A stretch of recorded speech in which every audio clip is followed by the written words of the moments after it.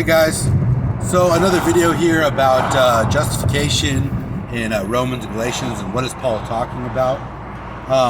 One of the objections to a more Augustinian reading of Paul on this point about faith and works is that the discussion about good works and earning salvation is really, it comes out of nowhere, and it's really not related at all to the context, where it's really just a question of whether or not Christians are obligated to follow the specific Mosaic law.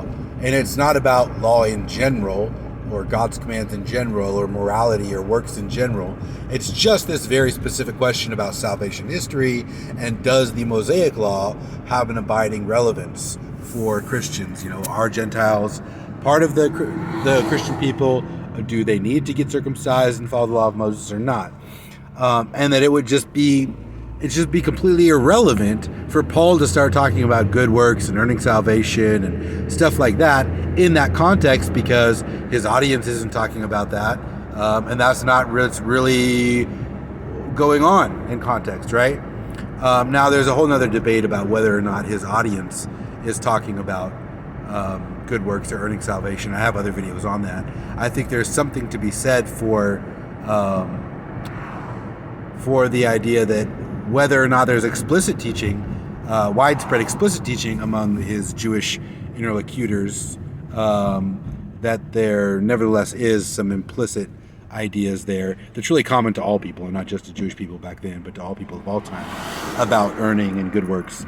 But regardless of whether or not that's going on in the context, it nevertheless is the case that Paul, in his argument in Romans especially, starts talking about other issues other than just this one specific issue of whether or not Christians are obligated to follow the Mosaic law, whether or not the law was meant to be temporary, as he says in Galatians, or permanent, as some Old Testament passages seem to have indicated, or, you know, at least the Jewish people thought so. Because what does Paul talk about? Paul starts talking about Adam and the original sin, and all of the restoration of all of the cosmos, and how all of humanity is stuck in sin and guilty before God. Okay, that right there already is completely off the topic of, is the Mosaic law obligatory on Christians? At least if you're taking a quote-unquote new perspective approach to Paul and to understanding his Jewish opponents and to Second Temple Judaism.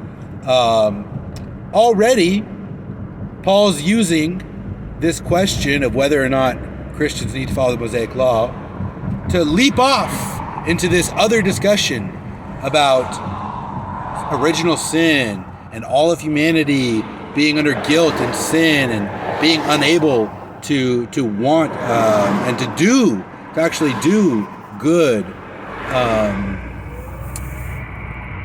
And so regardless of whether or not it seems to you implausible that Paul would start talking about good works and earning salvation, because in your mind that's like irrelevant to the question that's really going on in the context, which is just simply, do Christians need to follow the Mosaic law? Nevertheless, he does go on to talk about other more universal issues that are common to all mankind, that have to do with the fundamental antithesis between sin and grace and human ability and what God demands and righteousness and all of these things Paul starts to talk about. I just think that's a really important piece to this whole conversation, because sometimes in some people's minds, at least in my mind at one point when I was a big advocate of the new perspective and used to argue for it all the time, it's like, you can say Paul's talking about good works and earning salvation in some of these passages, but it just doesn't make any sense for him to be doing so, because that's not going on in the context. And it's just really a stretch to say that Paul is just using this discussion about the Mosaic law to jump off and go talk about this other thing that's completely unrelated about good works and earning salvation, right? And again, whether or not Paul is talking about good works and salvation, he nevertheless does use this conversation about the Mosaic Law to jump off and start talking about stuff that, according to the New Perspective understanding of Second Temple Judaism and etc., is completely unrelated to the topic, right?